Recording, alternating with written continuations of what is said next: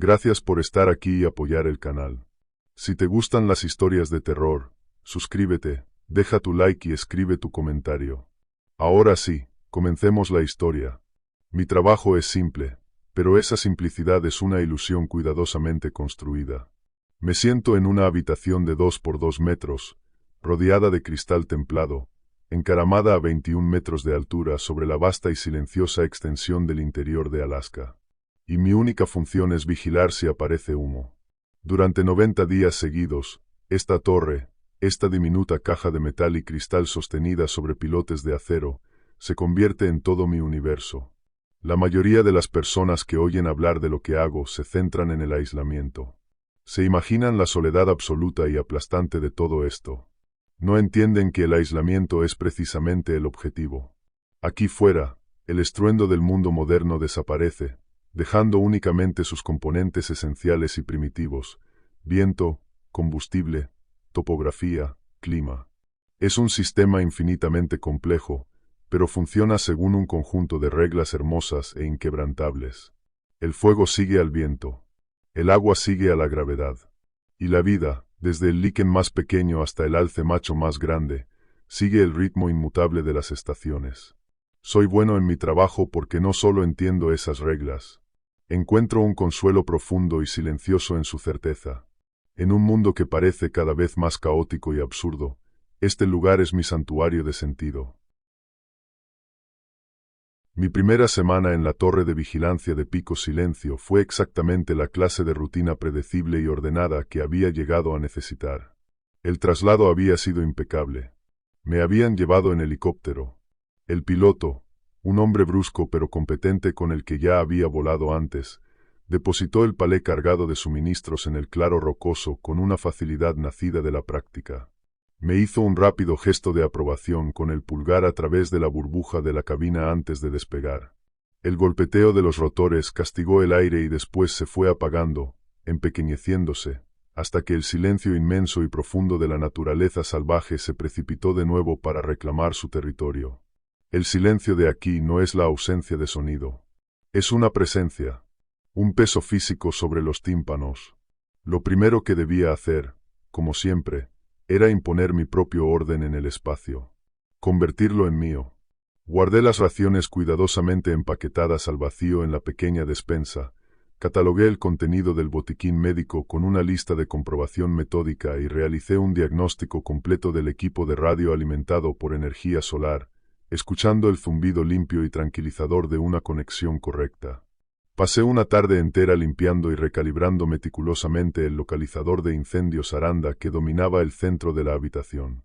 Su anillo de latón pulido, grabado con los grados y rumbos precisos de una rosa de los vientos, era un punto de apoyo familiar.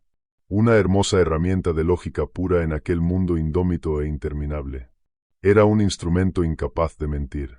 Mi único vínculo con el mundo de la humanidad era Ramiro, mi supervisor de distrito, una voz incorpórea que crepitaba por el altavoz de la radio 2 veces al día, a las 8 y a las 8 en punto. Su primera transmisión de la temporada, después de que confirmé mi llegada y el estado de mi equipo, incluyó un consejo que sonó menos como una recomendación útil y más como una orden cuidadosamente redactada, casi ensayada. Mateo, me alegra tenerte en el pico, raspó su voz, cubierta por la estática constante de la distancia. Ya conoces el procedimiento. Es un sector tranquilo, en su mayor parte. Limítate al trabajo. Ves humo, anotas el rumbo, calculas la distancia y el tipo, y lo comunicas. Nada más. Nada más. Hizo una pausa, y en el espacio silencioso entre sus palabras pude oír el tenue sonido húmedo de una calada de cigarrillo. Y escucha, no te pongas a perseguir sombras. A veces tenemos tipos ahí fuera, sobre todo novatos, que empiezan a ver cosas entre los árboles, a oír susurros en el viento. Lo llamamos desvaríos de altura. El cerebro te juega malas pasadas en medio del silencio. No le gusta el vacío. Limítate a recordar por qué te pagan. Presioné el botón del micrófono. El plástico estaba frío bajo mi pulgar. Entendido, Ramiro. No es mi primera temporada.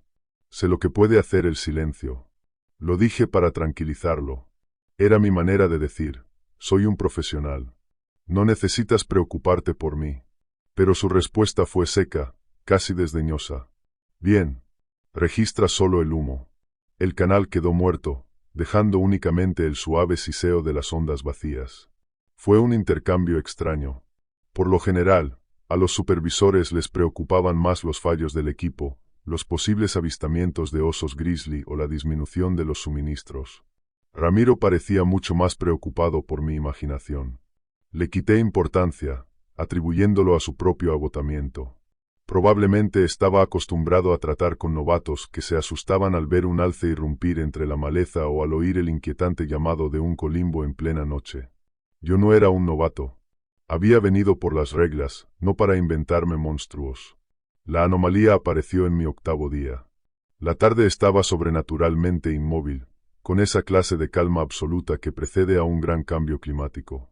Aunque mis instrumentos no mostraban nada parecido, el aire era tan claro y cristalino que daba la impresión de que las lejanas montañas cubiertas de nieve eran un telón de fondo pintado que podía tocar con solo extender la mano.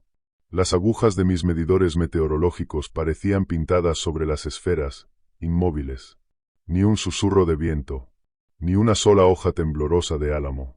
Estaba haciendo mi barrido de cada hora con los prismáticos, un giro lento y metódico de 360 grados, un hábito tan arraigado como respirar. Mi mirada avanzó del norte al este, siguiendo los contornos familiares de las crestas, cuando mis ojos se engancharon en algo fundamentalmente incorrecto. Era una zona de abetos viejos y densos en la cresta oriental. Quizá 50 o 60 árboles imponentes, agrupados en un racimo compacto de color verde oscuro, a unos 3 kilómetros de distancia. Se estaban moviendo. No era el balanceo suave y caótico de ramas individuales respondiendo a una brisa. No había brisa. Aquello era un ondular uniforme, fluido y completamente silencioso. He pasado miles de horas observando este paisaje, y conozco sus texturas. He visto el espejismo del calor de un incendio distante, la forma en que hace que el aire que hay encima tiemble y baile, deformando el horizonte. Aquello se parecía nauseabundamente a eso. Pero no había calor, no había fuego, y el efecto no estaba en el aire sobre los árboles. Eran los propios árboles. Se deformaban, se doblaban en una onda lenta y ondulante, como un reflejo en el agua alterada o una tela sacudida a cámara lenta. El movimiento era hipnótico y profundamente antinatural. Fluía en un círculo lento y deliberado, un vórtice silencioso de color verde que contradecía todo lo que yo sabía sobre botánica, física y la realidad básica y obstinada de la madera. Los árboles son rígidos. Se quiebran. No fluyen. Mantuve los pesados prismáticos apretados contra las cuencas de mis ojos durante 10 minutos enteros, con los nudillos blancos, mientras mi cerebro recorría frenéticamente todas las explicaciones racionales posibles. Una bolsa de presión atmosférica excepcionalmente extraña. Una microcizalladura que mis instrumentos no podían detectar. No. Eso afectaría al aire, no a la materia sólida de los árboles. Algún tipo de inversión térmica concentrada, distinta de cualquier otra que hubiera estudiado o visto documentada. El efecto era demasiado localizado. Demasiado coherente. Una masa de insectos. Un enjambre de escarabajos del abeto tan denso que desde aquella distancia parecía sólido. Imposible. Un enjambre habría creado una nube zumbante. No una deformación líquida y silenciosa de objetos de 30 toneladas. Nada encajaba. El movimiento era demasiado grande, demasiado silencioso, demasiado horriblemente coordinado. Por fin bajé los prismáticos, con los ojos doloridos por el esfuerzo, y volví a mirar sin ellos. Incluso a simple vista, la distorsión seguía siendo visible. Aquella imperfección sutil y enfermiza en el tapiz, por lo demás perfecto, del bosque. Extendí la mano hacia mi cuaderno de registro, sintiéndola extrañamente pesada y desconectada de mi brazo. Con letras grandes y deliberadas, anoté la hora, las coordenadas obtenidas del anillo de latón del localizador de incendios y describí el suceso como una distorsión atmosférica localizada de origen desconocido que provocaba una deformación visual significativa de la vegetación. Las palabras parecían ridículas e insuficientes sobre la página. Una descripción clínica de un acontecimiento que se sentía como una violación de la ley natural. Aquella noche, durante mi comunicación de las 8, decidí mencionarlo. Pasé un minuto entero ensayando las palabras en mi cabeza, intentando que sonaran lo más casuales y profesionales posible. Ramiro, aquí Mateo. Todo despejado por mi lado. Solo tengo una pregunta rápida. Esta tarde tuve una imagen extraña en la cresta oriental. Parecía una inversión térmica severa, pero afectaba a los propios árboles. Una especie de distorsión circular ondulante. Duró unos 15 minutos. ¿Alguna vez has oído hablar de algo parecido en este sector? El silencio al otro lado se prolongó durante un instante largo y cargado. No era la pausa habitual de alguien que está pensando. Era el silencio pesado y deliberado de alguien que estaba eligiendo sus palabras con extremo cuidado. Cuando por fin volvió la voz de Ramiro, era plana y no contenía la menor curiosidad, como si yo acabara de informar que había visto una nube con forma de conejo. Mateo, ¿qué te dije sobre los desvaríos de altura? Son capas de aire. El sol golpea las laderas. El suelo se calienta. El aire se vuelve extraño. No es nada. ¿Viste humo? No. No había humo, dije, sintiendo que una punzada de actitud defensiva crecía en mi pecho. Entiendo las inversiones térmicas, Ramiro. Esto no era eso. Solo fue algo inusual y no es asunto nuestro, dijo, con un tono que no dejaba espacio para discutir ni debatir. Era la voz de un hombre que estaba poniendo fin a una conversación. No lo registres. Solo ensucia el informe con tonterías que la oficina regional terminará devolviéndome a mí. Limítate al trabajo, Mateo. Solo al humo. Cortó la transmisión antes de que pudiera responder. El clic de su transmisor fue seco y definitivo. Me quedé allí sentado, en el crepúsculo creciente, mientras la radio siseaba débilmente con el sonido del universo. No solo lo había descartado, me había dicho explícitamente que no lo registrara. Una observación oficial. Mi trabajo, el motivo entero de que estuviera allí, era observar y registrar todo. Un nudo frío y duro de inquietud se apretó en mis entrañas. Aquello ya no tenía que ver con un fenómeno extraño. Tenía que ver con una orden directa de ignorarlo. Tomé mi bolígrafo y, con la sensación de estar quebrantando mi propio código profesional, tracé una única línea negra y gruesa sobre la anotación de mi cuaderno, borrando el registro de lo que había visto con mis propios ojos. Cuando aparté el cuaderno, sintiendo una punzada pequeña y aguda de desprecio hacia mí mismo, mi mirada cayó sobre algo en el alféizar de la ventana a lo que antes no había prestado demasiada atención. Era un pequeño pájaro de madera, evidentemente tallado a mano, una reliquia olvidada que algún vigilante anterior había dejado atrás. El cuerpo era tosco, las alas desiguales, la cola rechoncha, como si lo hubiera tallado un aficionado con un cuchillo sin filo y mucho tiempo libre. Era la clase de cosa que encontrarías en una tienda para turistas. Pero, cuando lo levanté para moverlo, vi algo en su base plana y lijada. Grabada en la madera pálida, por una mano mucho más hábil y precisa, había una delicada e intrincada espiral.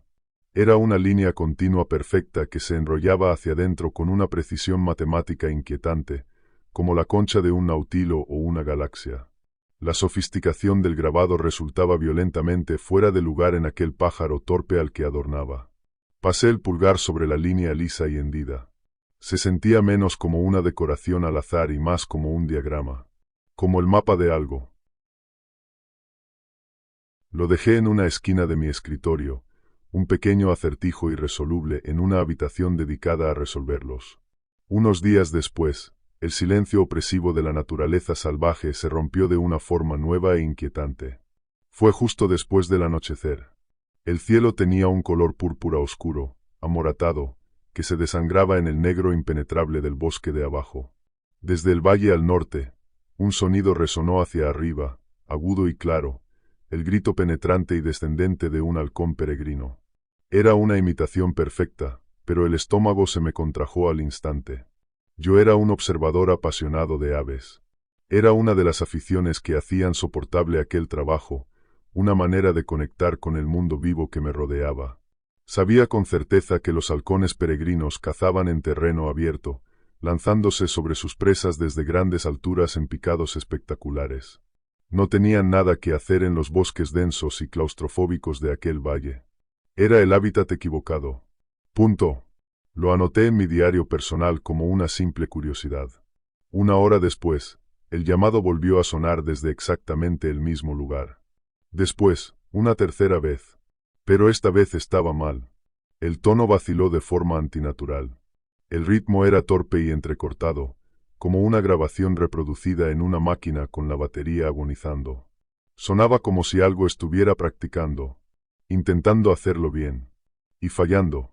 Un frío profundo, que nacía dentro del cuerpo, me recorrió por completo.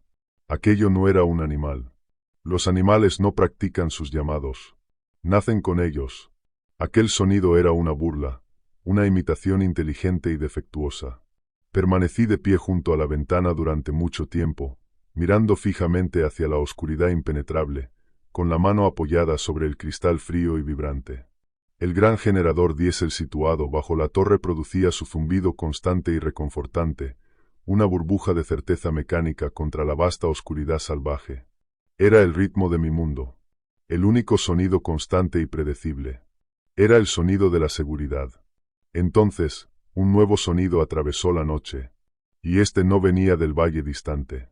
Venía de justo debajo de mí, de la línea de árboles en la base de la torre, tan cerca que sentí que podría haber dejado caer una piedra sobre su origen.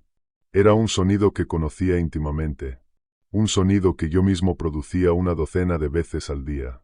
El chasquido metálico, seco y distintivo, del pesado pestillo de acero de la puerta de mi cabaña al ser echado. El sonido fue tan preciso, tan mecánicamente perfecto, que durante una fracción de segundo mi cerebro se negó a procesarlo como una amenaza. Era un sonido de ingeniería humana. Un sonido de orden. De un sistema funcionando tal como había sido diseñado. Un pesado cerrojo de acero deslizándose dentro de su alojamiento. Clic. Mi propia mano había producido exactamente ese sonido cientos de veces, asegurando mi diminuto mundo contra la indiferente naturaleza salvaje. Que ocurriera por sí solo, allí fuera, en la oscuridad absoluta, 15 metros debajo de mí, era una imposibilidad lógica. Mis pensamientos lucharon por aferrarse a una explicación racional. El viento. No. Había soportado vendavales que hacían gemir y balancearse toda la torre como una bestia moribunda. Y aquel pestillo jamás se había movido ni una sola vez. Tenía un mecanismo de resorte, era resistente, diseñado específicamente para impedir un cierre accidental. No podía simplemente cerrarse con un clic. Había que echarlo. Y echarlo con intención. Mi siguiente pensamiento fue todavía más absurdo. Ramiro. Una inspección sorpresa. La imagen era tan ridícula que resultaba casi reconfortante. Ramiro, mi supervisor regional, materializándose desde la negrura anterior al amanecer para poner a prueba mi preparación. Pero era una fantasía infantil. La carretera de acceso más cercana, apenas una pista maderera, estaba a 80 kilómetros de terreno intransitable, y los vuelos nocturnos en helicóptero por aquella cordillera estaban reservados para emergencias de vida o muerte. No para visitas de supervisores de nivel intermedio. Nadie iba a venir. Nadie podía estar viniendo. Y, sin embargo, el sonido permanecía allí, como un hecho sólido que resonaba en mi memoria. Innegable. E imposible. Me quedé inmóvil en el centro de la habitación, forzando el oído contra el silencio repentino y profundo que siguió. El bosque, que momentos antes había sido un tapiz vivo de sutiles sonidos nocturnos, el crujido seco de una marta entre la maleza, el ulular distante y lúgubre de un búho cornudo, el susurro del viento atravesando 1.000.000 de agujas, ahora estaba completa e inquietantemente inmóvil. No era una ausencia de ruido. Era la presencia de un vacío que escuchaba, como si todos los seres vivos en kilómetros a la redonda hubieran contenido el aliento al mismo tiempo, esperando. El único sonido que quedaba era el latido constante y vibrante del generador bajo la torre, ajeno a todo, invariable. Era un sonido que normalmente me reconfortaba, el pulso de mi sistema de soporte vital, pero ahora solo servía para resaltar el silencio sofocante que presionaba desde todos lados. Parecía la última máquina todavía en funcionamiento en un mundo muerto. Mi entrenamiento tomó el control. Una oleada fría de procedimiento cubrió el primer estallido de adrenalina y miedo. Observar. Analizar. Formar una hipótesis. No entrar en pánico. El pánico hace que te maten. Me moví sin hacer ruido, con los pies sigilosos sin provocar sonido alguno sobre las gastadas tablas del suelo. Fui hasta el armario del equipo, con movimientos lentos y deliberados, y saqué la linterna de alta potencia. Su pesado cuerpo de aluminio mecanizado era un peso sólido y tranquilizador en mi mano. Una herramienta de orden y claridad. Tenía los nudillos blancos alrededor de la empuñadura. Tomé la decisión consciente de no encender las luces de la cabaña. No iba a anunciar que estaba alerta. No iba a revelar mi posición a lo que fuera que estuviera ahí abajo. Yo era el vigilante. ¿Qué vigilara yo? Me deslicé hasta la ventana orientada al sur, la que estaba directamente sobre el pequeño descansillo de hormigón y la escalera de acero que constituía mi única conexión con el suelo, y apoyé la frente contra el cristal frío. Accioné el interruptor con el pulgar. El cono de luz blanca pura fue una cosa física, una cuchilla que atravesó la oscuridad opresiva. Iluminó los cimientos de hormigón de la torre, húmedos de rocío. Alumbró los peldaños inferiores de la escalera, cada uno desgastado y alisado por años de botas. Barrió la pequeña zona de tierra apisonada del descansillo y el muro denso e impenetrable de abetos negros que comenzaba a solo 3 metros de distancia. No había nada. Ninguna huella en la tierra húmeda que no fuera una de las mías de aquel mismo día, con los bordes ya comenzando a desdibujarse. Ninguna rama rota, ningún animal, ningún ser humano, ni ninguna otra cosa, solo los árboles inmóviles y silenciosos, cuyas agujas parecían absorber la luz sin devolver nada, creando un perímetro de negrura absoluta. Mantuve el haz fijo durante 5 minutos. Después, 10. El brazo empezó a dolerme. Lo barrí lentamente de un lado a otro sobre la línea de árboles, utilizando el patrón de búsqueda en cuadrícula que nos habían enseñado, buscando el doble destello de unos ojos, el más mínimo movimiento, la silueta reveladora de algo que no perteneciera allí. Nada. El mundo de abajo estaba tan vacío y estático como una fotografía. Era una escena perfecta, intacta y completamente amenazante. No dormí aquella noche. No pude. La sola idea de cerrar los ojos se sentía como una rendición. Preparé una cafetera. El ritual familiar, la medida de café, el agua, el clic de la máquina. Un pequeño acto de rebelión contra el miedo que se cuajaba en mis entrañas. Me senté ante mi escritorio, de espaldas a la pared, frente a las ventanas que rodeaban la habitación y que eran la razón de que yo estuviera allí. Bajo el tenue resplandor de mi linterna frontal a pilas, el pequeño pájaro de madera que Esteban había dejado atrás parecía observarme, con aquella críptica espiral en la base como una pregunta que yo no podía responder. Cada sonido normal de la torre, sonidos que conocía íntimamente, se convirtió en una amenaza. El gemido de la estructura de acero al contraerse por el frío era una mano tanteando un peldaño de la escalera. Un leve crujido de las tablas del suelo cuando la estructura se balanceaba con las corrientes de aire de gran altitud se convirtió en el sonido de un paso acercándose. La radio sobre mi escritorio parecía inútil, una burla de conexión. ¿Qué iba a decirle siquiera a Ramiro? Creo que oí el pestillo de mi propia puerta cerrarse desde 15 metros de distancia. Creo que el bosque me está escuchando.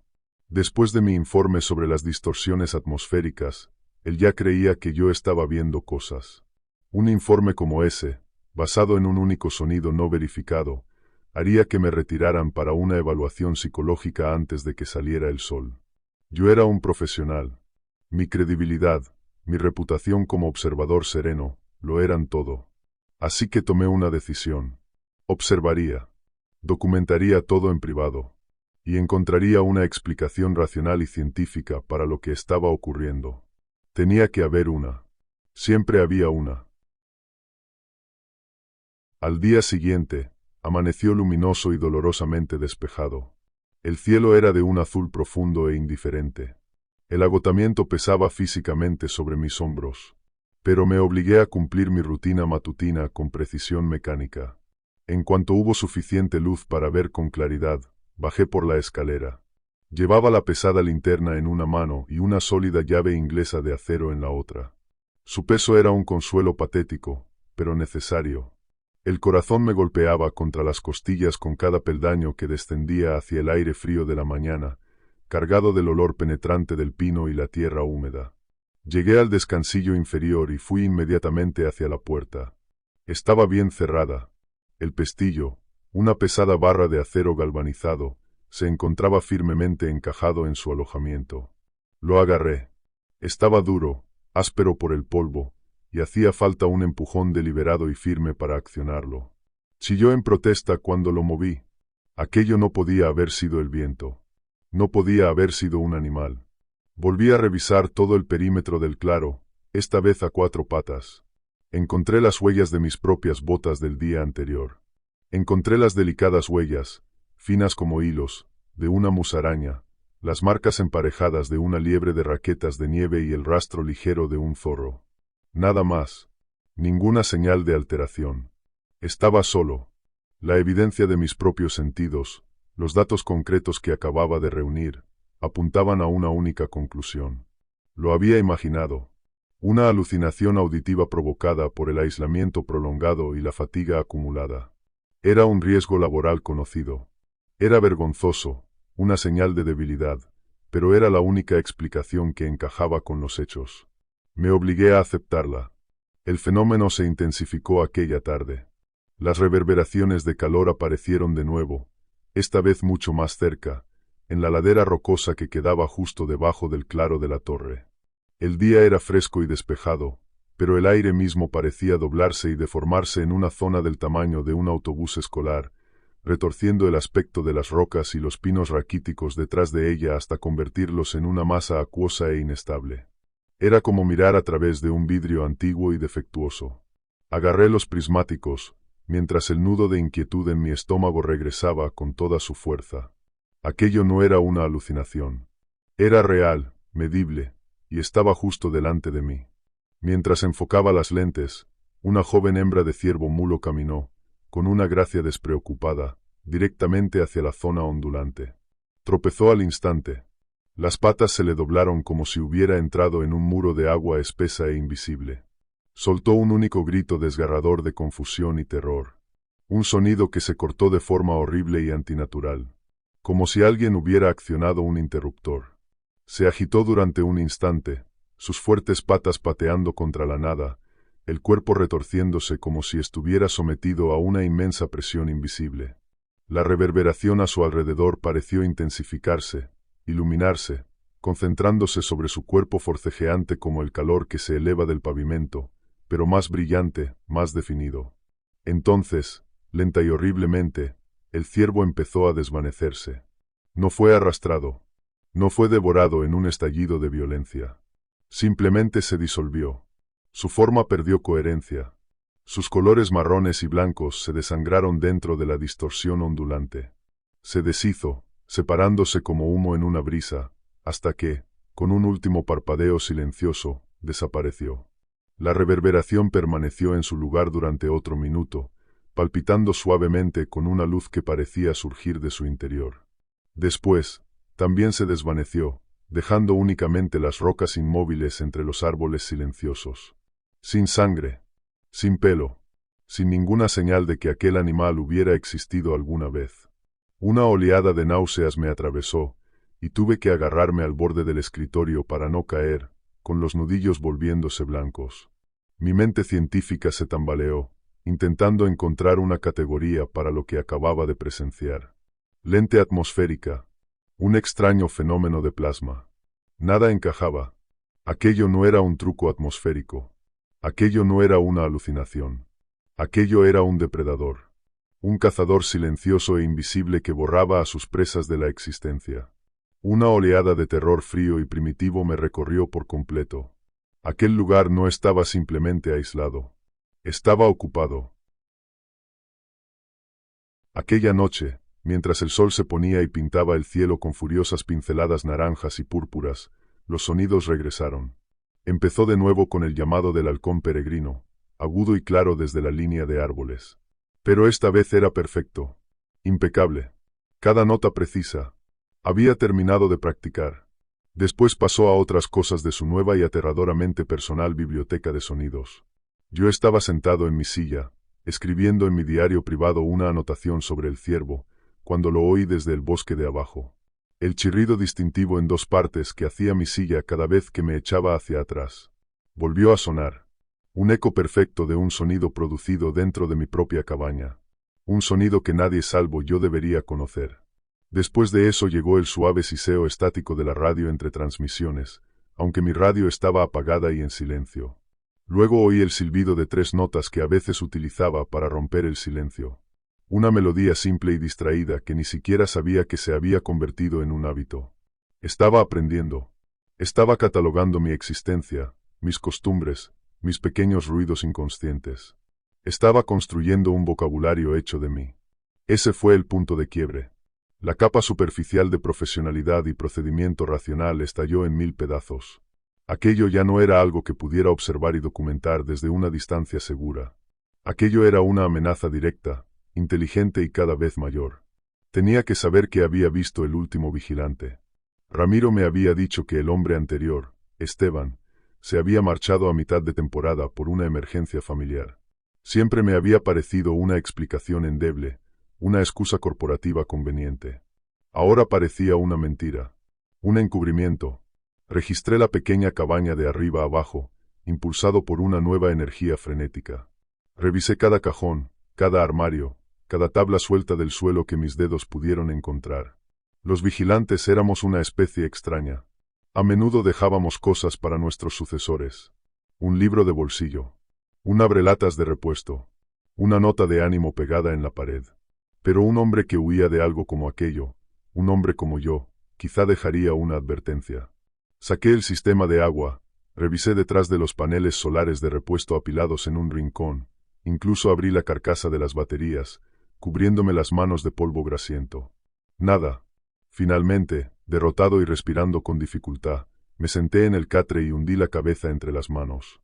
Mis dedos rozaron la madera áspera y sin acabar del armazón. Y allí, en la parte inferior, donde nadie miraría jamás a menos que estuviera tumbado en el suelo, mis dedos encontraron el borde liso y antinatural de una tira de cinta adhesiva. Con el corazón martilleándome contra las costillas, me metí a presión en el estrecho espacio bajo el catre, mientras el olor a polvo y madera vieja me llenaba las fosas nasales. Despegué la cinta. Se soltó con un desgarrón pegajoso, revelando un cuaderno delgado y resistente al agua, del tipo que utilizan los geólogos y los topógrafos, pegado contra las tablas del suelo. El diario privado de Esteban. Salí de allí a toda prisa. La mano me temblaba con tanta fuerza que apenas pude abrir la tapa. Sus primeras anotaciones eran normales, casi idénticas a las mías: observaciones meteorológicas, recuentos de suministros, notas sobre la fauna. Pero, al cabo de una semana, el tono cambió. La letra se volvió más apretada, más frenética. Describía los árboles ondulantes. Llamaba al fenómeno, el eco, o el fuego silencioso. Escribió sobre los sonidos imitados, sobre su creciente paranoia de que el propio bosque fuera un único organismo inmenso que lo observaba. Evidentemente, era un hombre metódico, como yo, y había intentado comprenderlo. Teorizó que se trataba de algún tipo de organismo colonial, una enorme red neurológica silenciosa camuflada como parte del bosque, una inteligencia que operaba según principios que nosotros no podíamos comprender. Creía que cazaba utilizando el sonido y la ilusión, atrayendo a sus presas hacia su campo mediante la imitación de llamados o del sonido del agua corriendo. Las últimas anotaciones eran aterradoras. Escribió que estaba aprendiendo a imitar su voz, llamándolo desde los bosques oscuros en plena noche, intentando convencerlo de que bajara de la torre. Se estaba quedando sin comida enlatada porque estaba demasiado aterrorizado para bajar por la escalera y recoger provisiones del almacén situado a nivel del suelo. La última anotación era de 3 semanas antes de mi llegada. Era una única frase temblorosa. La pluma había presionado tanto el papel que casi lo había atravesado. Está aprendiendo a usar palabras. Sabe mi nombre. Mientras mis ojos recorrían aquella última y espantosa frase, la radio principal de mi escritorio, que llevaba horas silenciosa y fría, cobró vida con un chasquido de estática. No era el familiar estallido de interferencia que siempre precedía a la llamada programada de Ramiro. Era una señal limpia y clara, como si la emisión proviniera de la habitación de al lado. La voz llenó la pequeña cabaña. Era una imitación perfecta de la mía, hasta el último matiz de mi cadencia, pero impregnada de una resonancia extraña y hueca, como una voz que resonara desde el fondo de un pozo profundo y vacío. «Está muy tranquilo ahí fuera», dijo mi propia voz desde el altavoz, con un tono pensativo y conversacional que me heló hasta los huesos. Quizá debería salir a dar un paseo. Oír mi propia voz salir de aquel altavoz fue una violación profunda. Era una intrusión que llegaba mucho más hondo que un desconocido irrumpiendo en mi casa. Era alguien entrando a la fuerza en mi propia cabeza, llevando mi identidad como una máscara. Las palabras que pronunciaba ya no eran simples imitaciones al azar. Eso ya había sido lo bastante perturbador, un truco repugnante ejecutado por algo que se ocultaba entre los árboles. Esto era distinto. Esto era aplicación.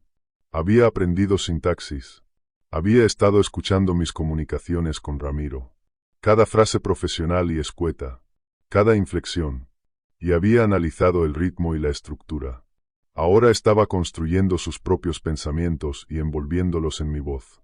La voz era un señuelo fabricado con una precisión escalofriante, diseñado para sonar razonable, incluso tentador. Una réplica perfecta de mi propio tono sereno y reflexivo. Mi mano, resbaladiza por un sudor frío y repentino, se disparó hacia adelante y golpeó el botón de encendido de la consola de radio. La voz se cortó a mitad de una sílaba, sumiendo la cabaña en un silencio que parecía más pesado y amenazante de lo que aquellas palabras incorpóreas jamás podrían haber sido. El silencio ya no era un vacío pacífico. Se sentía cargado, preñado de atención. Era el silencio de un cazador que ha dejado de moverse, sabiendo que su presa ahora es consciente de su presencia. Mi santuario, aquella diminuta fortaleza de lógica y orden que había mantenido meticulosamente a 21 metros sobre el mundo, acababa de convertirse en una jaula. La caja de cristal que me protegía de los elementos ahora parecía una vitrina para exhibir un espécimen. Y el depredador ya no solo estaba dando vueltas a distancia. Estaba justo fuera, sacudiendo los barrotes, utilizando una llave que había forjado con mi propia voz. Permanecí inmóvil en la silla durante un tiempo que no pude medir. Tenía los nudillos blancos allí donde aferraba el diario de Esteban, su desgastada cubierta de cuero como un ancla endeble en un mundo que se estaba deshaciendo rápidamente. Mi propia voz imitada resonaba en mi mente, repitiéndose en un bucle nauseabundo. El tono casual, casi aburrido, era la peor parte. Quizá debería salir a dar un paseo. Era una pregunta, una invitación, pero se sentía como una orden disfrazada de sugerencia. Era un intento de manipulación, una sonda psicológica diseñada para ver cómo reaccionaría. Me estaba poniendo a prueba. Aquello confirmaba la posibilidad más aterradora de todas. Esa cosa no era solo un animal hambriento, alguna anomalía biológica de los bosques profundos. Era inteligente. Pero su inteligencia era completamente alienígena, antigua, y operaba según un conjunto de principios que yo ni siquiera podía empezar a comprender. Sus objetivos eran depredadores, y yo era el sujeto de su experimento. Mi calma profesional, la base de mi carrera y de toda mi visión del mundo, se estaba resquebrajando bajo la presión. Todos los sistemas a cuya comprensión había dedicado mi vida, meteorología, propagación de ondas de radio, comportamiento del fuego, estaban construidos sobre hechos observables y reglas predecibles. Pero allí, esas reglas estaban siendo quebrantadas sistemáticamente, una, por algo que desafiaba todas las categorías de la existencia conocida. El bosque ya no era solo un lugar de árboles y animales. Era el hábitat de algo imposible. Pasé las siguientes horas con el diario de Esteban, no leyéndolo, devorándolo. Mis primeras lecturas habían sido desde la perspectiva de un hombre que descubre una historia de fantasmas. Ahora lo leía como un libro de texto, un manual de supervivencia escrito con desesperación y miedo. Con la mano temblorosa, pero firme, encendí la pequeña lámpara del escritorio, la única luz que me atrevía a utilizar, y extendí las páginas. Contrasté sus observaciones con las mías, obligándome a volver a la disciplina familiar y reconfortante del análisis metódico. Las distorsiones ondulantes en el aire, a las que él llamaba el fuego silencioso. La imitación acústica, a la que había llamado el eco. Revisé las fechas de sus avistamientos, las condiciones climáticas que había anotado en los márgenes, las horas del día. Un patrón empezó a emerger del caos de sus anotaciones cada vez más frenéticas. La entidad, fuera lo que fuese, se sentía atraída por el orden. La atraían los fenómenos predecibles y repetitivos. La caligrafía de Esteban, que al principio había sido limpia y controlada, se volvió más analítica y experimental en la parte central del diario. Se había dado cuenta de que lo estaban estudiando y, como cualquier buen científico, empezó a estudiar de vuelta. Lo puso a prueba. Descubrió que aquello se sentía atraído por patrones de cualquier tipo. El zumbido constante y monótono del generador diésel del exterior. La cadencia rítmica de la voz humana crepitando a través de la radio. Incluso los chasquidos tenues, casi imperceptibles, de la estructura de acero de la torre al contraerse y enfriarse siguiendo una secuencia predecible después de un día caluroso. Cualquier cosa que produjera una señal constante y repetitiva dentro del ruido caótico del mundo natural parecía actuar como un faro, guiando a aquella cosa directamente hacia él. Entonces encontré la anotación que lo cambió todo. Describía una enorme tormenta seca de rayos que había atravesado el valle semanas antes de mi llegada. Escribió sobre ella con una mezcla de asombro y profundo alivio. Durante un día entero, el cielo había sido una vorágine de energía violenta y aleatoria, una sinfonía de poder caótico e impredecible. Durante la tormenta, las zonas ondulantes del aire habían desaparecido por completo. Los sonidos imitados, los ecos entre los árboles, habían cesado. Durante 12 horas enteras, el bosque había vuelto a la normalidad. Describía el silencio no como algo más pesado o que escuchaba, sino como algo limpio y seguro, como se suponía que debía ser. Los fenómenos solo regresaron horas después de que el último trueno se hubiera perdido en la inmensa distancia. Al pie de aquella página, garabateada con una pluma que había presionado con tanta fuerza que casi había desgarrado el papel, había una única frase tajante subrayada. El caos es un escudo. El orden es un señuelo. Eso era. Esa era la clave. La pieza única que hizo que todo el horrible rompecabezas encajara de golpe. La extraña e insistente advertencia de Ramiro durante mi primer día volvió a repetirse en mi cabeza. Pero ahora tenía un significado completamente diferente. No te pongas a perseguir sombras. Desvaríos de altura. Registra solo el humo. No era la precaución indulgente y condescendiente de un supervisor acostumbrado a tratar con novatos asustados. Era una directriz. Era parte de un protocolo extraoficial, no escrito, diseñado para gestionar una amenaza conocida, imposible de matar e inexplicable. Lo sabían. El servicio sabía que algo estaba allí fuera. Todo el sistema era una estrategia de contención. Mantener a los vigilantes aislados, de uno en uno. Presentar sus inevitables observaciones como debilidad psicológica. Los desvaríos de un hombre que ha pasado demasiado tiempo solo a gran altitud. Desacreditar sus informes antes de que pudieran cobrar fuerza o, peor aún, llegar al público. Y si un observador insistía, o si la entidad se volvía demasiado activa, retirarlo del puesto con una excusa cómoda e imposible de verificar, como una emergencia familiar. No intentaban protegernos. Intentaban controlar el fenómeno alimentándolo con una dieta constante y predecible de individuos aislados a los que resultara fácil desacreditar. No éramos vigilantes. Éramos cebo. Esteban no se había marchado porque su madre estuviera enferma. Rompió el protocolo. Aprendió demasiado. Puso a prueba las reglas. Se convirtió en una variable que ya no podían controlar. O lo retiraron, o aquella cosa se lo llevó. Mis ojos se posaron sobre el pequeño pájaro de madera intrincadamente tallado que descansaba en mi escritorio.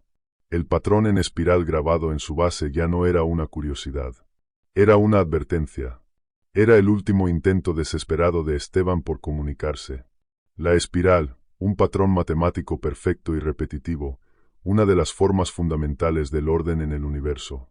Debía de haberla estado estudiando, intentando comprender la obsesión de la entidad por la estructura.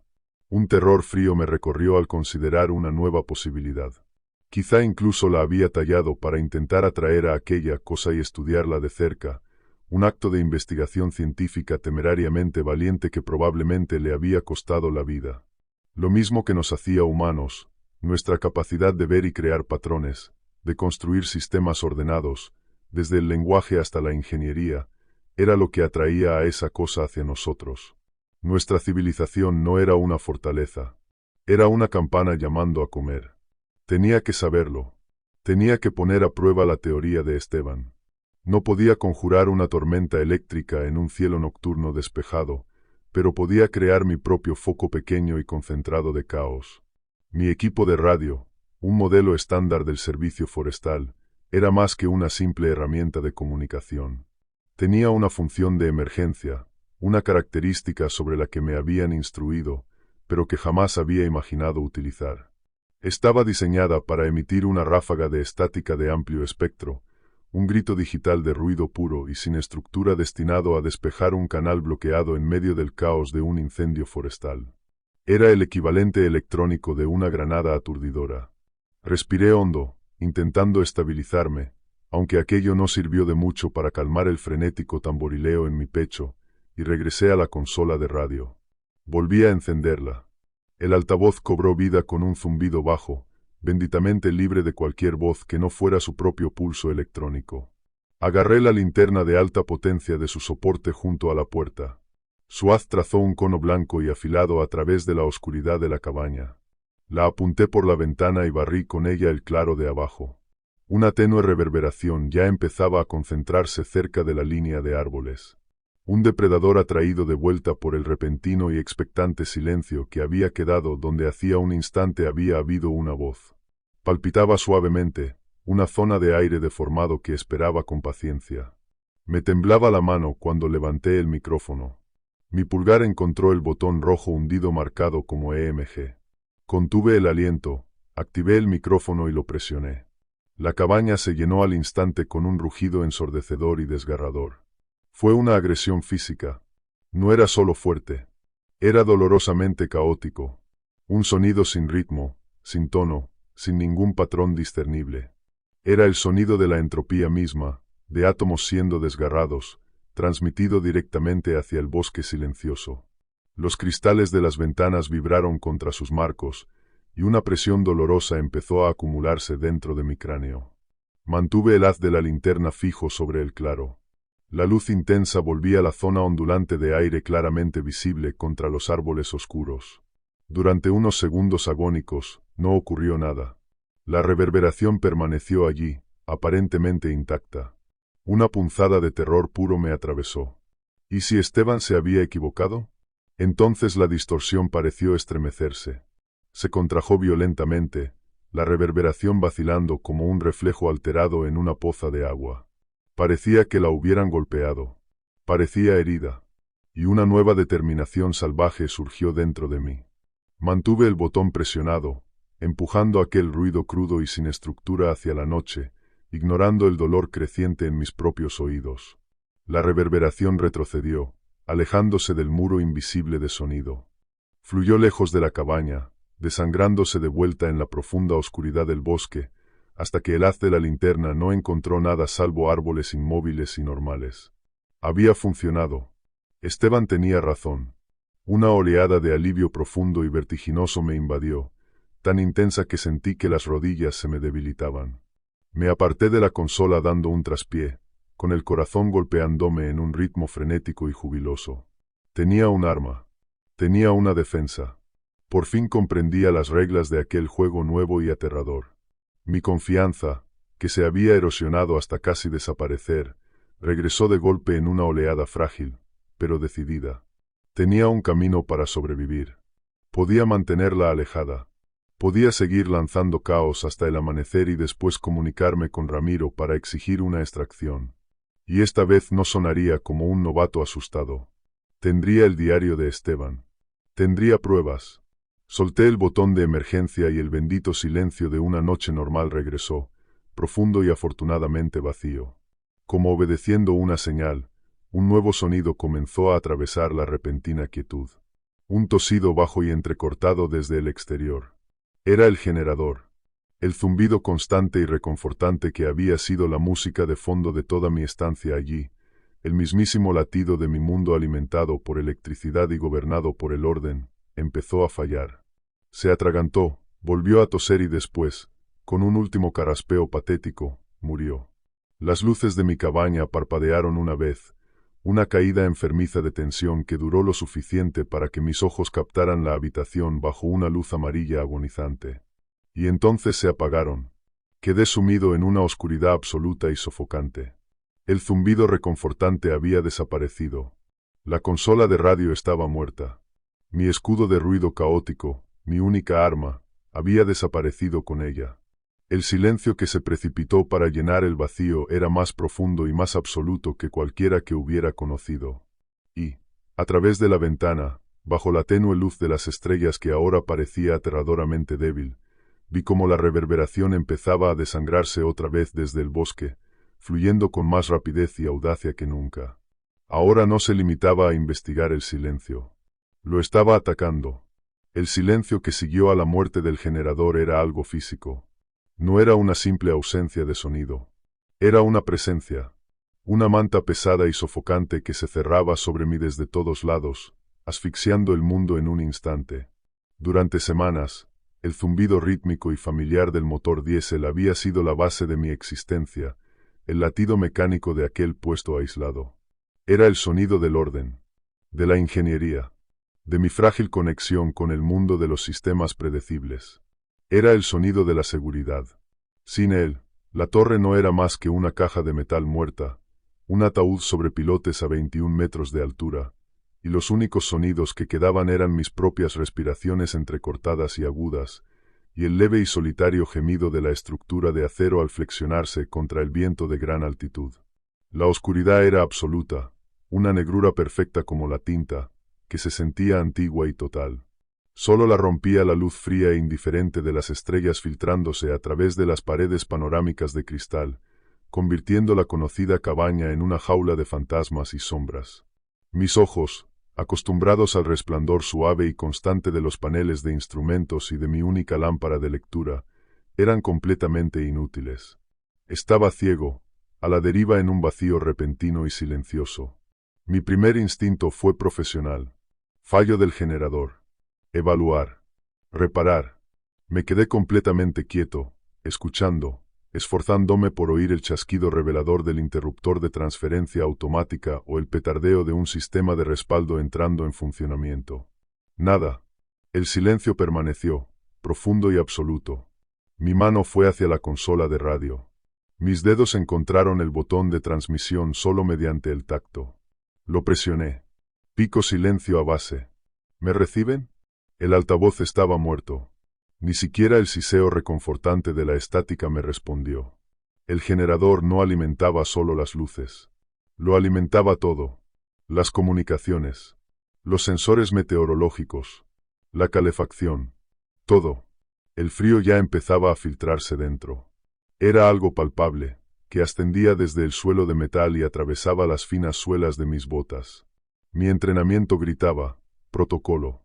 Pero una parte más profunda y primitiva de mi cerebro gritaba que aquello no era un fallo mecánico normal. Avancé a trompicones por la oscuridad sofocante, con las manos extendidas como un sonámbulo y las palmas sudorosas. Mis nudillos rozaron la pata metálica y fría del escritorio. Un alivio inmediato y punzante me invadió. Busqué a tientas sobre la superficie de madera, con los dedos torpes por la descarga de adrenalina, y derribé una taza de café frío, que cayó al suelo con un fuerte estrépito. El sonido fue una profanación de la quietud. Finalmente, mi mano se cerró alrededor del plástico estriado y familiar de la linterna frontal de emergencia. El clic del interruptor sonó escandalosamente fuerte, como una explosión en el aire muerto. Un haz de luz blanca y cruda cobró vida, tallando un cono de claridad en la negrura opresiva. Parecía débil. Una isla minúscula en un océano infinito de terror. Pero era mía. Era control. Moví el haz en un arco lento y deliberado a través de las ventanas panorámicas, con el corazón golpeándome contra las costillas. Entonces, la sangre se me heló. La reverberación de abajo ya no era vacilante. Ya no era una sonda cautelosa y curiosa procedente del borde distante del bosque. Había fluido desde la línea de árboles como una monstruosa marea silenciosa, arremolinándose alrededor de los enormes cimientos de hormigón de la torre.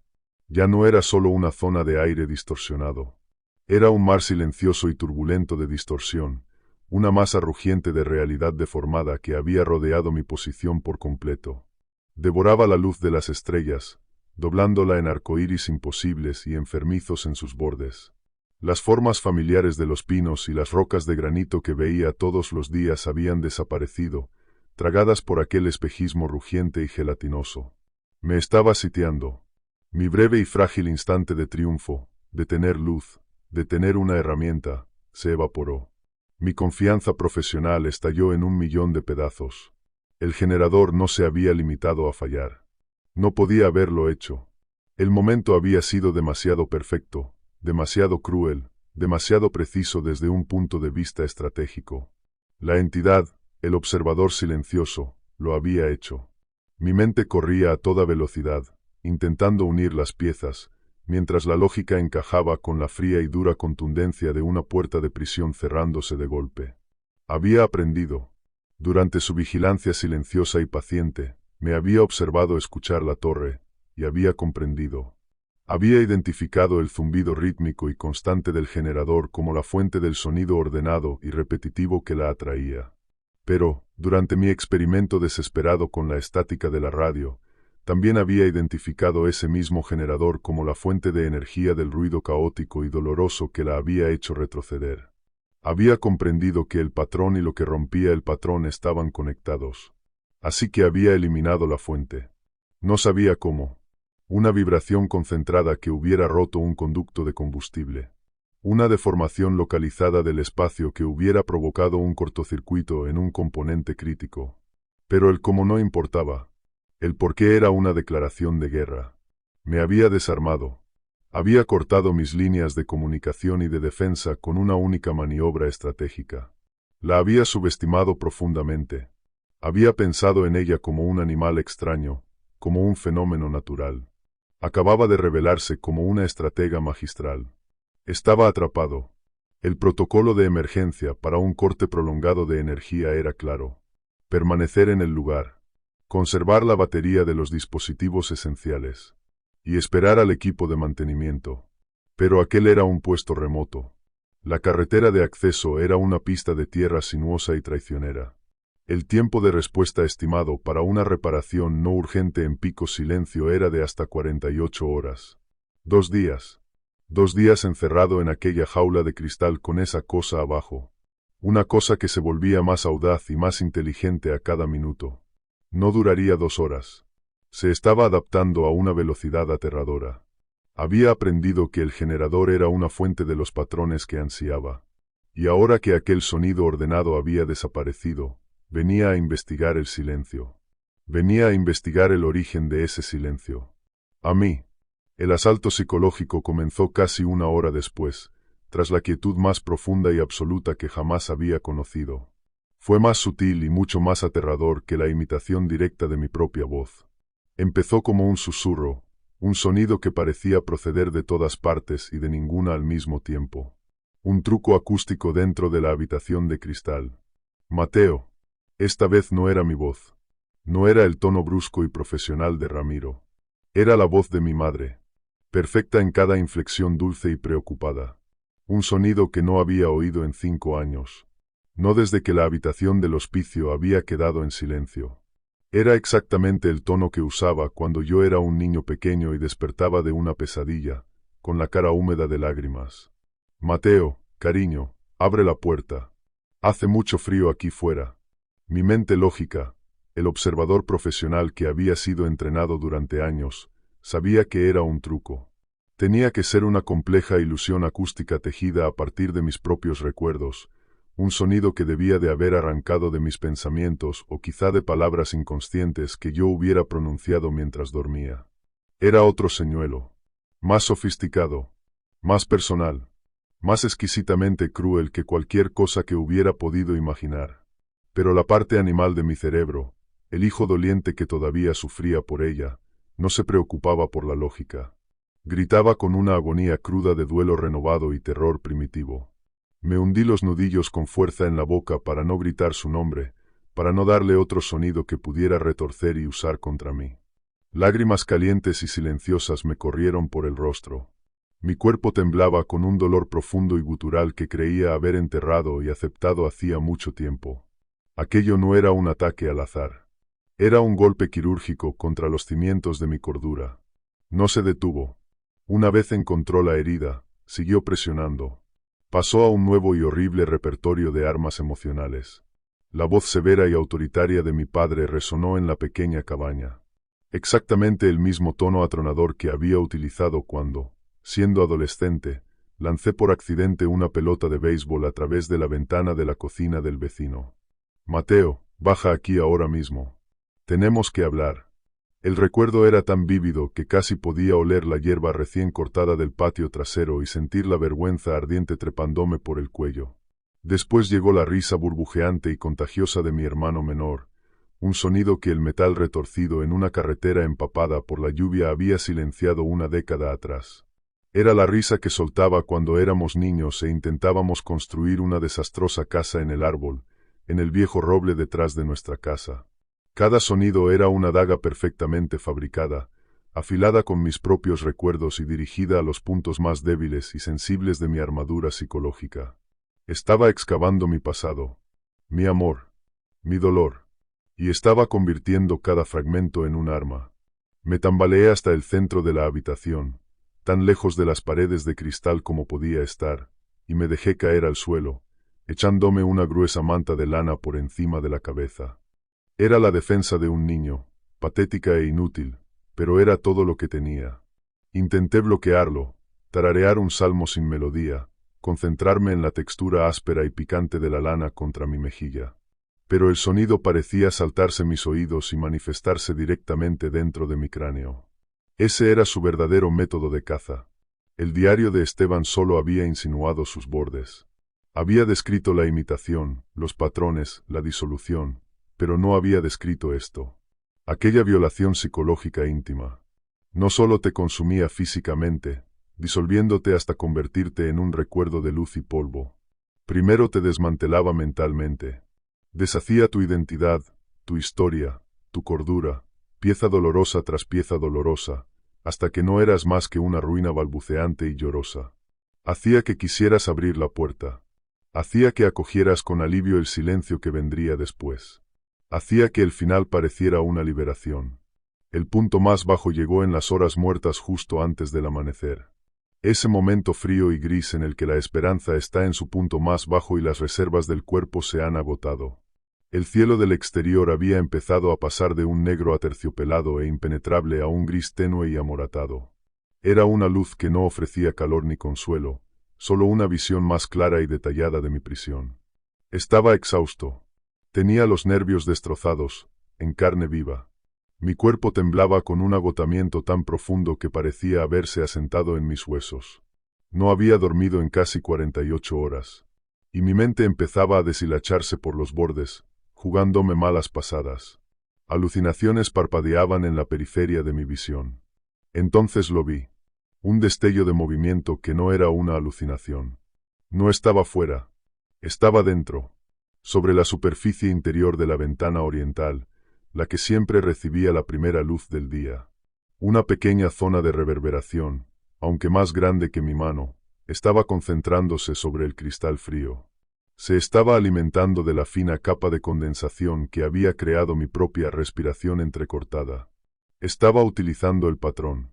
La estructura cristalina hexagonal y ordenada del vapor de agua congelado era un punto de apoyo. Había encontrado una forma de cruzar el umbral. El aliento se me quedó atrapado en la garganta. Ya no estaba simplemente fuera, sitiándome. Estaba aprendiendo a formarse dentro, utilizando los patrones más pequeños e insignificantes como semilla, como puerta de entrada. La barrera física del cristal no significaba nada. Mi fortaleza había sido vulnerada. Me quedé mirando aquella pequeña y letal ondulación de realidad distorsionada, viéndola retorcerse y agitarse sobre el cristal como algo vivo. Y algo dentro de mí se rompió. El terror abyecto, el dolor paralizante que me había mantenido prisionero durante horas, se consumió en un repentino destello incandescente de pura rabia fría. No iba a morir encogido en la oscuridad, en el suelo de mi propia tumba, escuchando cómo utilizaba los fantasmas de mi pasado para torturarme. No iba a dejar que me deshiciera, recuerdo a recuerdo. Yo era un vigilante de incendios. Era un hombre de ciencia y observación. Entendía aquel paisaje. Entendía mis herramientas. Esteban había sido una víctima, un científico abrumado por lo imposible. Yo no seguiría su camino. Yo sobreviviría. Un plan desesperado, nacido de los últimos restos de mi agotamiento y de la lógica fría y dura de las anotaciones finales del diario de Esteban, empezó a cristalizar en mi mente. Era temerario. Violaba todos y cada uno de los protocolos de seguridad que me habían enseñado.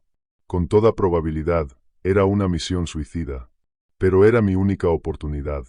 El caos es un escudo, había escrito Esteban durante sus últimas horas frenéticas. Él lo había utilizado como defensa, como una forma de mantener alejada a la criatura. Pero, ¿y si estaba equivocado? ¿Y si no había llevado la idea lo bastante lejos? ¿Y si el caos no era solo un escudo? ¿Y si podía ser un arma? Me arrastré hasta el armario de emergencia en la esquina. Mis movimientos ya no eran débiles ni temblorosos, sino que estaban cargados de una determinación sombría y deliberada. Mis dedos entumecidos torpemente manipularon el pestillo hasta que se abrió con un clic. Dentro, envuelto en tela encerada para protegerlo de la humedad, estaba el equipo de emergencia. Saqué la pistola de bengalas, una pieza de equipo pesada y fea, pura función sin ninguna elegancia. Se sentía maravillosamente sólida y real en mis manos. La abrí y revisé la munición. 6 bengalas gruesas, de punta roja. También saqué un pequeño recipiente de 1 litro de acelerante para incendios, una mezcla de petróleo gelificado que utilizábamos para iniciar contrafuegos de emergencia en condiciones húmedas. Fuego, la forma definitiva de energía caótica. Luz, sonido, calor, una reacción química violenta. Todo era impredecible. Todo era violento. Todo era anatema para el depredador silencioso, frío y ordenado que intentaba filtrarse a través de mi ventana. Metí las bengalas y el recipiente en los bolsillos profundos de mi chaqueta de campo. Al hacerlo, mi mano rozó la madera fría y lisa del pequeño pájaro tallado que descansaba sobre mi escritorio. El pájaro de Esteban. Siguiendo un impulso repentino, lo agarré y también lo metí en el bolsillo del pecho. Una reliquia del último hombre que había librado aquella guerra. Mi objetivo se volvió de pronto aterradoramente claro. A 1,5 kilómetros por el sendero principal había un depósito de suministros de emergencia, una caja reforzada de acero, atornillada a una plataforma de hormigón, diseñada para resistir un incendio forestal. Contenía una radio de largo alcance alimentada por baterías, suministros médicos y raciones de alto contenido energético. Era un puesto de supervivencia de último recurso para un bombero atrapado. Tenía que llegar hasta aquella radio. Tenía que advertirles. No solo a Ramiro. A todos. Tenía que romper el ciclo de secretismo que había matado a Esteban y que casi me había matado a mí. Y para hacerlo, tenía que bajar por la escalera. Tenía que atravesarlo. Me puse de pie, con las piernas temblorosas, pero firmes bajo mi cuerpo. Caminé hasta la puerta de la cabaña, la que conducía a la pasarela exterior y a la escalera de bajada. Mi mano, sorprendentemente firme ahora, alcanzó el frío pestillo de acero. La zona ondulante de la ventana había crecido. Ahora tenía el tamaño de un plato, retorciéndose y revolviéndose sobre sí misma. El patrón en espiral que Esteban había tallado se manifestaba ahora en una luz ondulante e imposible. A través de las ventanas principales, podía ver la gran masa de aquella cosa abajo, palpitando suavemente como una especie de medusa abisal, esperando con paciencia a que yo me quebrara. Respiré hondo una última vez. El aire frío y delgado me quemó los pulmones y me despejó la cabeza. Ya no era la presa. Yo era el fuego. Entonces abrí la puerta de golpe y disparé la primera bengala directamente hacia el corazón de la tormenta silenciosa que aguardaba abajo. La bengala explotó. No era solo luz. Era una presencia física y violenta, una lluvia cegadora y furiosa de magnesio incandescente que tiñó el mundo con un baño de rojo químico. El efecto sobre la masa ondulante de abajo fue inmediato y catastrófico. Retrocedió con un espasmo silencioso y desgarrador. Todo aquel mar de realidad distorsionada se contrajo sobre sí mismo, como si hubiera recibido un golpe físico. Su superficie fluida se volvió repentinamente quebradiza y se fracturó. El propio aire pareció desgarrarse. El cambio de presión fue tan abrupto que se me destaparon los oídos. Y, por primera vez, la entidad emitió un sonido. Era un chillido cortante de alta frecuencia que vibraba justo en el límite superior de mi audición. Un ruido que no parecía oído, sino perforado directamente en el hueso detrás de mis orejas. Era el sonido del dolor electrónico puro. El chirrido de un sistema complejo sobrecargado con datos crudos y caóticos. La bengala, con su repentina luz brillante, su intenso calor radiante y el grito de sus productos químicos al arder, era anatema para ella. Era un ataque directo y brutal contra su naturaleza silenciosa y ordenada. Esa era mi oportunidad. Mi única oportunidad. No dudé. No me concedí ni un solo segundo para pensar, para permitir que la parte racional de mi cerebro calculara las probabilidades y declarara aquello un suicidio. Pasé una pierna por encima de la barandilla de la pasarela. El metal frío me mordió a través de los pantalones, y encontré el peldaño superior de la escalera de emergencia. No bajé trepando. Habría sido demasiado lento, demasiado deliberado. Me deslicé y caí a medias, dejando que la gravedad hiciera la mayor parte del trabajo. Mis pesadas botas con puntera de acero golpearon los peldaños helados con un ritmo frenético y percusivo, un redoble desesperado en el repentino silencio. Las palmas de mis gruesos guantes de trabajo empezaron a humear por la fricción. El olor a cuero chamuscado me llenó las fosas nasales, pero no me importó. No podía soltarme. La luz brillante y demoníaca de la bengala proyectaba sombras monstruosas que danzaban a mi alrededor, convirtiendo el claro familiar en una visión salida de un cuadro de voz. El fuego silencioso se había encontrado con uno real, y se tambaleaba, destrozado. Tenía 21 metros que bajar. 21 metros de aire abierto y helado entre el suelo y yo. Y sabía, con una certeza escalofriante, que aquella cosa no permanecería aturdida durante mucho tiempo. Cada golpe metálico de mis botas era el tic de un reloj que contaba los segundos hasta su recuperación. Cuando por fin mis botas se estrellaron contra la tierra húmeda y sólida del descansillo, con el impacto sacudiéndome las rodillas y la columna, el bosque ya empezaba a arrastrarse de vuelta hacia una apariencia de subida antinatural. La bengala chisporroteaba sobre el suelo, un ojo rojo agonizante en el barro. Después se apagó con un siseo, sumiendo de nuevo al mundo en un gris turbio previo al amanecer que se sentía pesado y sofocante. El cambio fue aterradoramente rápido. El cuerpo principal de la entidad había retrocedido, como un animal herido alejándose de la base de la torre. Pero el ataque no había terminado. Zarcillos centelleantes de distorsión, semejantes a serpientes, ya reptaban de nuevo hacia el claro desde la línea de árboles, tanteando el aire con movimientos exploratorios e inteligentes. Se movían con una cautela renovada, una señal clara de que estaba aprendiendo. No miré hacia atrás, hacia la torre, mi prisión durante los últimos 3 días, mi único santuario. Ahora era una tumba. Solo corrí. Bajé a toda velocidad por el estrecho sendero familiar que serpenteaba alejándose del pico, con el cuerpo moviéndose en piloto automático. Mi conocimiento profesional de aquella montaña, de cada desnivel y cada curva, de cada raíz expuesta capaz de atrapar una bota y de cada traicionera franja de gravilla suelta, era mi única guía en aquella oscuridad opresiva. Los pulmones me ardían por el esfuerzo.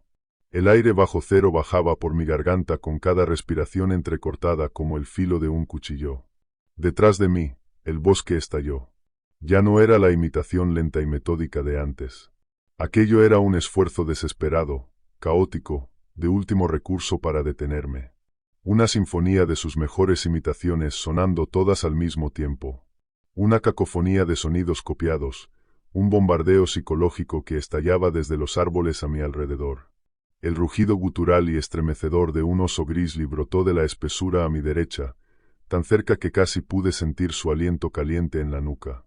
Al mismo tiempo, desde mi izquierda llegó el estallido seco, como un latigazo, de un abeto gigantesco al desplomarse.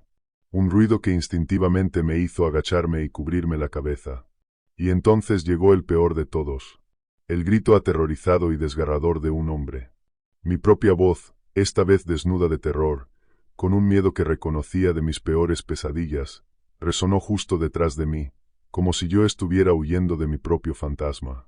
Cada sonido estaba colocado a la perfección. Un detonante convertido en arma, diseñado para hacerme estremecer, para hacerme vacilar, dudar de mis sentidos, darme la vuelta.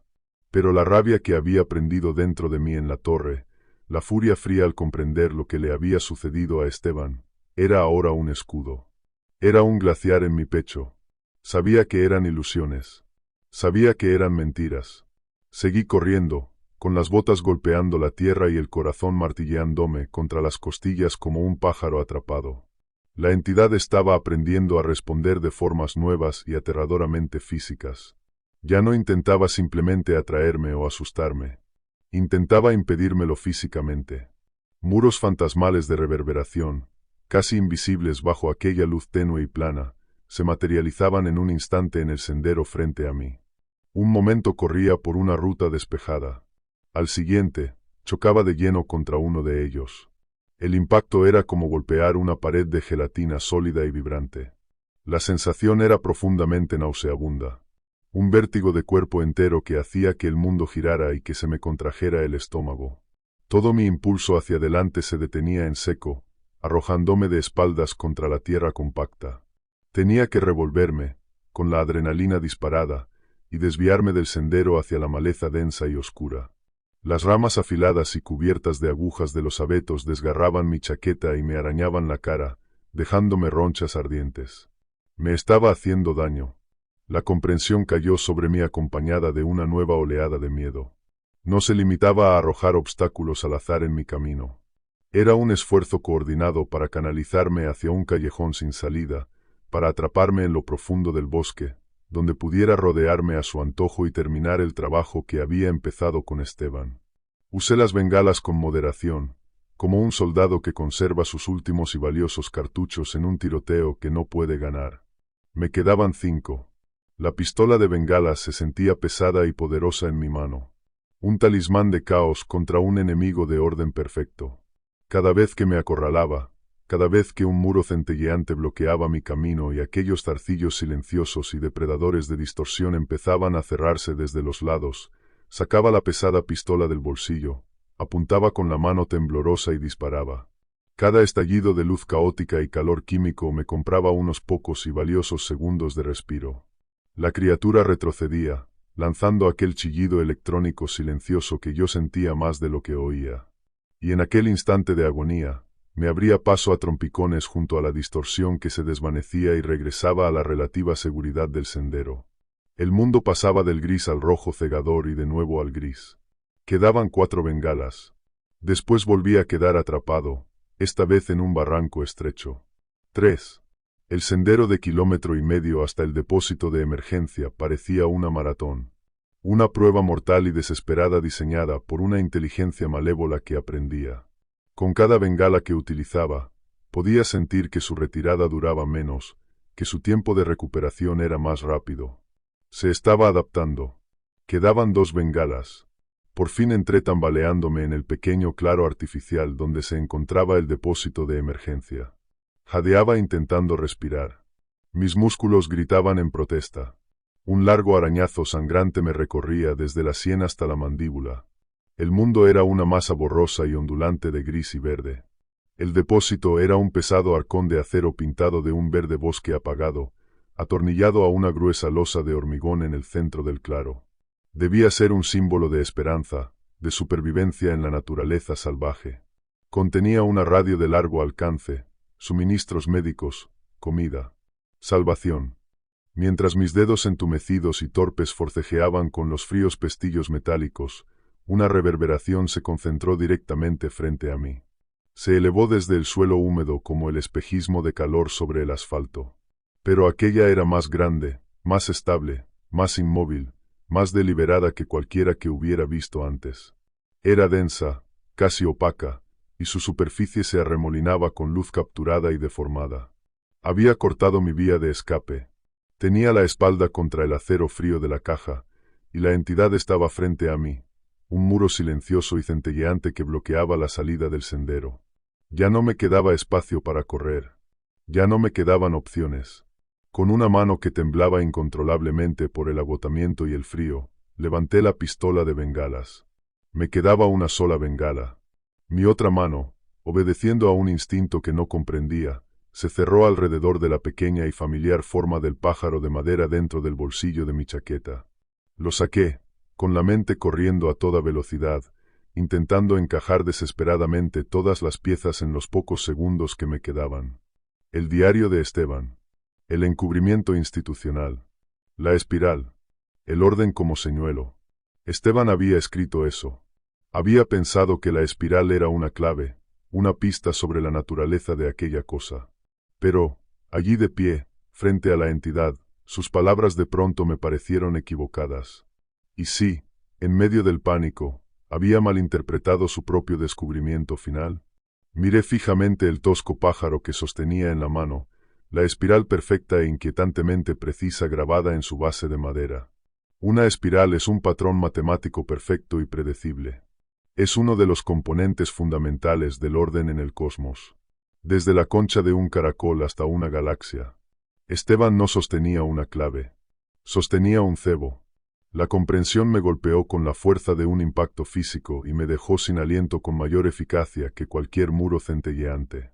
La presencia constante, ordenada y predecible de la torre. El zumbido rítmico de 60 ciclos del generador. Las señales pautadas de las transmisiones de radio. Y quizá incluso aquella pequeña talla perfecta. Habían estado atrayendo lenta y pacientemente a la entidad, temporada tras temporada, quizá durante décadas. La estaban enseñando. Estaban concentrando su atención. Nosotros, con nuestras máquinas, nuestras matemáticas y nuestro lenguaje, éramos la anomalía profunda en aquel paisaje salvaje y caótico. Nosotros éramos el patrón. Y aquella cosa, aquel fuego silencioso, era un depredador que había evolucionado durante eones para cazar patrones. Era una forma de entropía cósmica atraída por la complejidad y el orden, a los que consumía. Miré del muro centelleante al depósito de emergencia detrás de mí. Mi entrenamiento, cada reflejo inculcado y cada instinto de supervivencia, me gritaban que lo abriera, que consiguiera la radio de largo alcance para pedir ayuda, que enviara una señal ordenada y pautada. Código Morse. Una voz humana pidiendo rescate. Pero una señal de radio es un patrón. Una voz humana es un patrón. Guiaría a los rescatistas directamente hacia una trampa. Perpetuaría el mismo ciclo de observación y consumo que había provocado la muerte de Esteban. Volvería a tocar la campana de la cena. Y esta vez, la entidad era más fuerte, estaba más concentrada y era más inteligente que nunca. No se llevaría solo a uno de ellos. Había aprendido de mí. De Esteban. De la torre. Podía aprender lo suficiente para seguirlos de vuelta hasta la civilización. La idea resultaba paralizante. Tomé una decisión. En aquel claro frío y gris, con mi última bengala en la mano y una criatura imposible arremolinándose pacientemente frente a mí, decidí que no iba a limitarme a escapar del patrón. Iba a romperlo para siempre, con un último movimiento decidido, que se sentía a la vez demente y perfectamente lógico. Coloqué el pequeño pájaro de madera encima del depósito de acero verde. Una pequeña ofrenda perfecta de orden. Cebo. Después saqué de mi chaqueta el recipiente de acelerante para incendios, con su envoltura metálica fría contra la piel. Desenrosqué el tapón y empecé a verter el gel espeso y pegajoso sobre la caja, sobre el pájaro, sobre las ramas inferiores secas y muertas de un enorme y antiguo pino que se alzaba justo al lado del depósito. El árbol era viejo y estaba lleno de resina. Una antorcha perfecta esperando una chispa. Los vapores eran acres y penetrantes.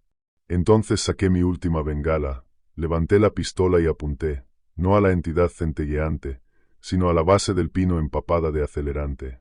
Y disparé. El árbol no se limitó a incendiarse. Explotó. El acelerante prendió con un ensordecedor rugido, y un muro sólido de fuego real, hambriento y caótico cobró vida, elevándose 15 metros en un único instante aterrador. El calor era inmenso. Un golpe físico que me hizo retroceder tambaleándome, obligándome a protegerme la cara con el brazo. Aquello era la antítesis absoluta del fuego silencioso. Aquel fuego era ruidoso, un rugido ensordecedor y crepitante que ahogaba todo pensamiento. Era salvajemente impredecible. Sus llamas saltaban y danzaban en un ballet frenético y caótico. Era absoluta y hermosamente destructivo. Ante aquella repentina y abrumadora sobrecarga sensorial, ante aquella explosión de energía pura y desordenada que empequeñecía las patéticas bengalas que había utilizado antes, la entidad centelleante simplemente se disolvió. No retrocedió. No se retiró. Se deshizo como un fantasma hecho de humo atrapado en un huracán. La compleja y ordenada estructura de su ser, fuera lo que fuese, fue despedazada por el poder crudo y caótico de la combustión. Desapareció en el aire rugiente y sobrecalentado. Borrada, no porque hubiera sido consumida, sino porque había sido total y completamente sobrepasada. No me quedé a mirar. No quedaba nada que ver. Me di la vuelta y me alejé del infierno por el sendero, sin mirar atrás. Ahora el fuego era mi señal. La única señal que la entidad jamás podría comprender. La única señal que jamás podría cazar. Era un faro de caos puro en un mundo de patrones. Para cuando el sol salió por completo, una enorme columna de humo negro y real se elevaba hacia el cielo despejado de Alaska, visible a 160 kilómetros de distancia. Mi humo. Mi señal. Mi último patrón roto. Cuando el helicóptero finalmente me encontró, horas después, yo no era más que un hombre que salía caminando de un bosque en llamas. Estaba cubierto de hollín. Llevaba la ropa desgarrada y sufría agotamiento e inhalación de humo, pero estaba vivo. Y estaba cuerdo. No me llevaron a un hospital. Me llevaron a un silencioso centro de interrogatorios sin identificar, en la ciudad, un lugar sin nombre en la puerta y con cristales tintados. Se lo conté todo. Les hablé de las reverberaciones, de las imitaciones, del zumbido del generador como su canto de sirena, del diario de Esteban y de lo que finalmente había comprendido. Les mostré la única página chamuscada que había arrancado del diario antes de irme. Me escucharon con paciencia, con rostros impasibles que no revelaban nada. Un hombre con un uniforme impecable, sin ninguna insignia, me hizo unas cuantas preguntas tranquilas y directas, sin apartar jamás los ojos de los míos. Después me informó, con un tono plano y burocrático, de que estaba siendo despedido oficialmente por negligencia grave y destrucción deliberada de propiedad del servicio forestal. Empujó dos cosas por encima de la mesa pulida hacia mí. Un cheque de indemnización con más ceros de los que había visto en mi vida. Y un acuerdo de confidencialidad tan grueso como una guía telefónica. Oficialmente, el incendio de Pico Silencio fue atribuido al impacto de un rayo procedente del sistema de tormentas de varios días antes. Un incendio latente que había ardido lentamente durante días antes de estallar. Un capricho de la naturaleza. La torre nunca fue reconstruida. Todo el sector fue reclasificado como zona geológica de alto riesgo y cerrado permanentemente a todo el personal. Firmé los documentos. Acepté el cheque. Y abandoné Alaska aquella misma semana. Nunca regresé. No sé qué era aquella cosa. Un hongo con conciencia colectiva. Una forma de vida atmosférica que se alimentaba de patrones de pensamiento. Algo que se había filtrado desde otra realidad donde las leyes de la física eran diferentes. Al final, no importa. Sé que sigue ahí fuera, en los lugares silenciosos y ordenados del mundo, escuchando en busca de patrones, del zumbido de las máquinas y del ritmo del lenguaje. Y sé que, a veces, la única forma de salvarte, la única forma de luchar contra un monstruo que se alimenta del orden, es convertirte en el caos. Es quemarlo todo.